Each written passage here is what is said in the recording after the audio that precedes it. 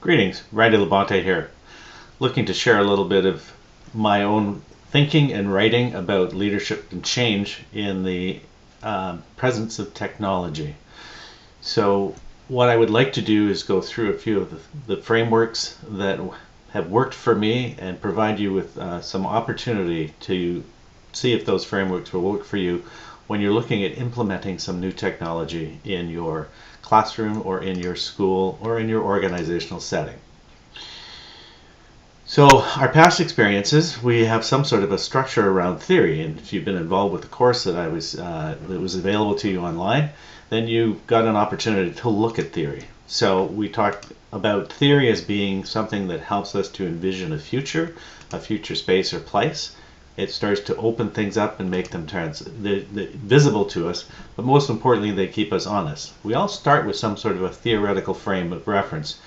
Largely, it's probably developed when we were students, but as teachers, we have that inherent. It's important that we make it visible, that we make it obvious, and we're aware of what are the theories behind our own thinking in our practices.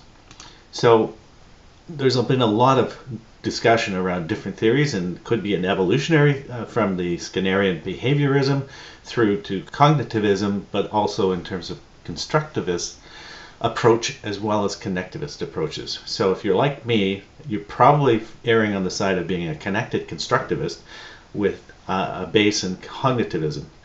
The problem when we're teaching online is that behaviors and human interactions play out very differently. So not too sure that behaviorism is really something that I use as a reference point when I'm looking at online. So we got a theory, but working online is a completely different environment, certainly one that I was never used to as a student, never had the opportunity. When I went in and started to do my post-secondary work, yes, I did teach, became a student of teachers who were teaching online. But how do I understand that? So there's a couple of models that bandied about that work reasonably well. So there's TPAC, which is technological pedagogical content knowledge.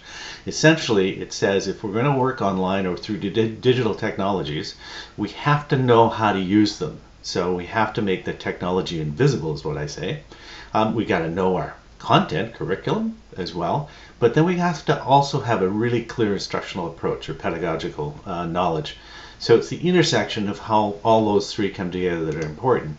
And then when you start thinking about your practice, this is a model which works quite well in terms of the community of inquiry, well researched, and it really says that when you're working in a digital learning space, that you have a cognitive presence, content knowledge, you have a social presence, which is more in terms of how you engage and collaborate and work with people, but then you have a teaching presence, which is what you do as a directive part of orchestrating or facilitating that learning to occur. So you got the model. Great, okay.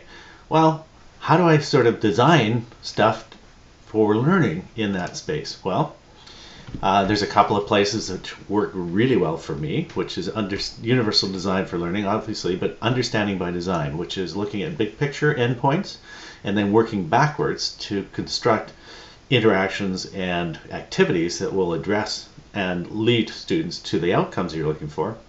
And then the process is universal design for learning within that will help you to structure things so that there's multiple means of expression. Okay. Got theory, got a model, two, got the design stuff. Wow, now I just have to figure out what's the technology I'm going to be using. So am I going to be talking about laptops? Am I going to be talking about tablets? Am I going to be talking about a virtual learning management system? Am I going to be talking about building a course? So what is it that really the technology pieces? And remember back to TPAC, I have to master those technologies. So be careful in terms of what you select. Okay, so I got all those in places. Now what? Now I go build my course. Now I go create my digital learning space. Now this is when the rubber hits the road. So when the rubber hits the road, though, what's important and behind that is our ability to connect and communicate, which now through the technologies available at our fingertips really allows for a lot of creativity and innovation. And it can actually happen. Making that happen, though, in our traditional learning spaces is the challenge for us. That takes leadership, that takes the ability to lead and understand change. And it also takes our ability to understand how it challenges our traditional notions about teaching and learning. We may or may not make explicit, and others may not be in the same place in terms of your own thinking. So it's something to recognize that. The other part of that is, in this world that we live in, users can now engage in learning when they choose. It just is not when they're in front of a teacher. Content and information is available at a fingertip. So the role that you play in terms of supporting the move towards that kind of a learning approach and design is really, really important. And for a lot of programs, they can make it or break it on the leadership that is used and played out to support the implementation of something new. Now, I like to rely on transformational leadership developed by Ken Leithwood, as well as Michael Fullen in the earlier days, and actually a lot of the work was based in Canada. So transformational leadership to me provides a pretty good frame of reference to understand the role of leadership. Again, a theoretical model, but again, it's important that we look in terms of how theory can frame our thinking. So in this connected world, if we don't think about these things and we run down the road to implement some sort of a new technology, e-learning approach, or something of that nature, we run the risk of losing precious resources down a rabbit hole. So the other thing is technology is tyrannical. As much as technology may be what we're looking for, what's the question? If we do not frame the technology that we're thinking about implementing or the e-learning approach within a context that's pedagogical, we are really probably not doing ourselves a very good service. The reason why is the tyranny of technology is that as soon as you understand the use of one bit of technology, it's off to another. So something to be certainly aware of. So when we start talking about technology, institutions and organizations can embrace a certain technology, but how to support the transformation of how, when, and where instruction is improved, learning is improved within that use of technology and digital environment is the real key. How do you actually connect the students to the learning itself within those contexts? So we live in complex organizational environments, and they demand change, significant change. And the literature around change in complex organizational environments is pretty clear that leadership is such a central part of that. Implementing also requires us to resolve significant pedagogical and technological issues within that, sometimes social issues, and they all need to be balanced against the ultimate goal and purpose of learning. So that's a change management that requires significant leadership and leadership skills. So I think it's important at any level that we're at that we really don't give short shrift to leadership and thinking about what leadership is and how we need to apply it in our own work. So what I want to go into now is a little bit of work about issues, challenges in and of for innovation. Read adoption of e-learning, read adoption of technology, read whatever you want that innovation is, and really talk a lot about leadership and change within that context. Because the context that we're trying to put this in is often still in this paradigm of learning. So we're still in a transmission model of content dump and content regurgitation, and that's what we constitute as a formal education in many cases. We need to flip that upside down. And in many cases, it is being flipped upside down for a lot of people. We need to be thinking about how we're all connected and how learning occurs in this chaos, in this networked environment of content diffusing through and being created and co-created by learners, instead of thinking about learning as just being a teacher directing. Again, the transmission model, or content dump as I like to call it. So this is our environment. Classrooms, bells, buildings, probably not where learning is only contained, and I would argue that is migrating out of to a certain extent as well. Not to leave permanently or forever, but to migrate and grow out of the environment. So where people are connected, kids are connected, and things are connected into learning commons, learning virtual environments, and it really changes the role of the teacher from that as the purveyor of teaching as opposed to the facilitator of learning. So the paradigm shift. And we all talk, the guide on the side versus the sage on the stage. But so now how are you going to go about all of this? Well, to me, the change is about leadership. And there's a chapter that I've written, and there's the URL for it, and I'll have it available for you afterwards as well if you want to read it in writing with some of the literature. It's a little dated. But it really talks about leadership and getting away from that notion of management. So I quite like this phrase by Bennis. It's an older one. Those who master the context as opposed to those who surrender to it. That's the difference. That's how leadership is made. So you master the context, and you really have to understand the context in order to be clear about that. And Michael Fullan, who writes a lot about leadership, he's at the OISE here in Canada, he talks a lot about change from the middle, or leadership from the middle. And he talks about the fact that, about the pedagogical horse. So it's really about the pedagogy, and you have to master that, and you have to change how that happens. It's just not about the implementation of a digital asset. His argument is that if you appeal to that sort of instructional, pedagogical side and demonstrate to teachers how a digital asset can be supporting that growth of their pedagogy, off they go. The implementation challenges and the leadership issues can diminish entirely. It's about capturing imagination. So leadership is really your ability to influence or persuade someone else about a purpose or agreed purposes that you have. It's about looking at the relationships within a community and our ability to cope with the complexities of that, but also to help support and facilitate the organization to move forward. It's the art of getting things done with others, and at its core, really, leaders provide direction and exercise influence to mobilize while working with others to achieve that shared intention. So obviously the first piece is it a shared intention, or is it just your idea? So I think there's some things about that we need. So a lot of your leadership is about your trait, it's the situation that you're in, and it's the contingent pieces that are emerging that you're trying to work. It's kind of like an art. There isn't a precise formula for leadership. So Leithwood talks about 7 dimensions of transformational leadership. It's really a dynamic, and its purpose is to kind of build motivation and followers and to create a better place for the organization or the change that you're looking for.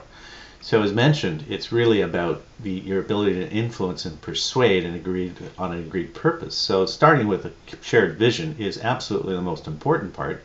Being specific in terms of what you're trying to achieve. Capturing imagination of individuals within there. Helping them, supporting them, taking away roadblocks and obstacles. And yourself modeling what it is where you expect things to be in that future that you're moving to. And not settling for good enough, just good enough. It's about really challenging yourself and going back and picking it up and challenging yourself again, and then challenge others. And it's all done really largely within a positive culture about trying to create a better good that involves people in where you're going. So those dimensions, I think, are really important to me about how change can be affected at an individual classroom level, at a school level, at a school district level, or at a large organizational level. Transformational leadership is not rocket science in that sense, but I think it is a practical reminder, just like the community of inquiry is a reminder about the fact that we need to have sort of a teaching as well as a content or cognitive piece as well as the social pieces there. They really help to ground us and when we get caught up in the moment of things. So this is where I look at this as being a really important part of it, is transformational leadership. So the action is about change, and it's about change for a shared, agreed purpose and good. Technology is part of that, and the speed and complexity of change is amplified by the speed and and complexity and change with technology in and of itself. So the technology is not the end, it's the means. And Michael Fullan says it well. Technology is powerful, but only in the service of a powerful conception. So I think it's important that we really keep that focus. It's like being focused on the pedagogy, as he would argue as well. So the quality of leadership, the Consortium for School Networking studied this, and the quality of leadership they found to be a prime factor and indicate whether technology funding was spent wisely or wasted. And they argue that without the meaningful leadership backed by supportive communities of practice, disparities in budgets increased. So they really tracked leadership to the actual use and expenditure of resources on technology. And Fullan goes further to Leithwitz by saying you have to have a moral purpose, you have to understand the change process, you have to focus on the relationships, the creation of knowledge and new meaning going forward, and how to make that coherent with folks. So that whatever is you develop and where you go is that you have a sustainable future that is built within a social environment in the context of learning. So it's at all levels that you must be there. So it's not just managing change, it's about leading change. It's about making change part of your whole sort of purpose and fiber of your practice. So Fullan will tell us a lot about leadership. Fullan will talk about change. But what are the processes that I can use? Give me the sort of the Coles notes of what can I do to actually support myself in moving forward with that change. I like the concerns-based adoption model.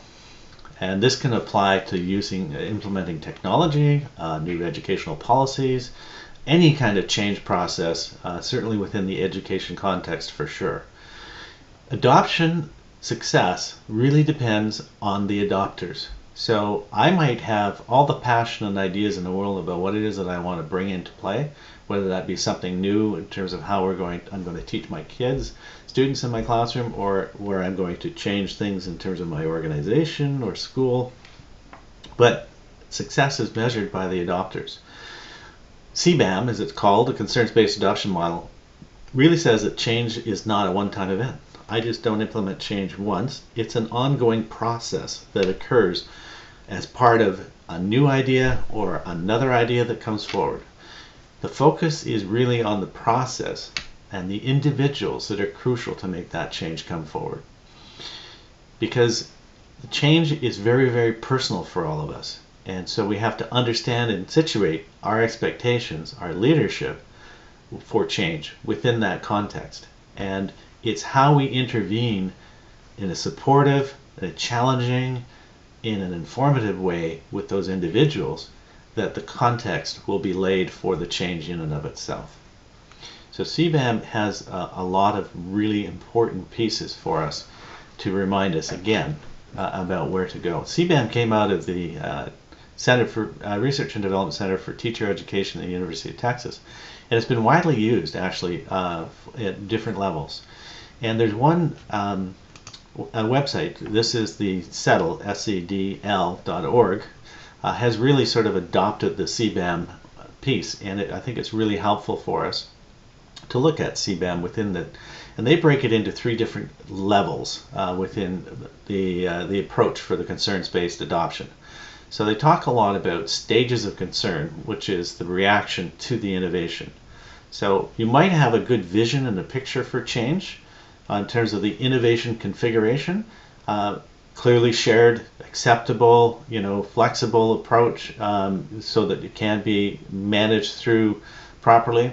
And you could have an understanding of the feelings and the concerns about being expected for that change for those levels. But you also have to have sort of stages or levels of use. So marking the process of which adoption will occur. So what are your measures and what are the goals within each of those measures as you move forward for the innovations? So you just can't jump off the cliff and get there. You have to put people into stages and manage their concerns, the issues within that, while keeping true to the picture or where it is you're moving, or reshaping that vision a little bit based on your experiences. So they really talk about those 3 levels. And I would encourage you to take a look at that page because it's a very helpful tool, I think, that will bring you forward in terms of your practice.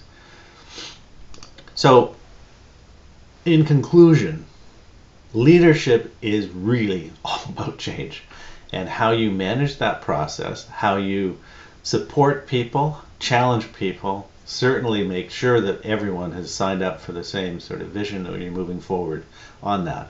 And again, whether the context be in a classroom, an online classroom, or in a school, or in an organization, the processes are pretty much the same. So I would really urge you to take a look at transformational leadership and concerns-based adoption as tools that will help you in your quest to use technology, to implement a new e-learning approach, to launch a course, to make a change in such a way that you can be successful by looking at the details of the process itself.